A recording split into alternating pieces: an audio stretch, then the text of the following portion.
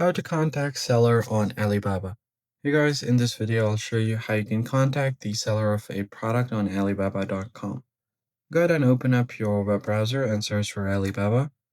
And here you can just go ahead and tap on any item where you want to contact the seller.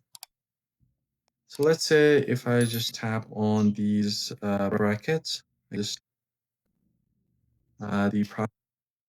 And here at the bottom, I'll have an option to chat now. So just if you tap on chat now, you'll be prompted to log in. So just go ahead and log into your account. And once you log into your account, you should be able to start a chat with the seller of the product. So you can just type in their message, and once they read your question, they should be able to answer you back. So that's basically how you contact any seller on Alibaba. If you found the tutorial helpful, be sure to hit the like button down below and subscribe to the channel. I'll catch you guys on the next one. Thanks for watching.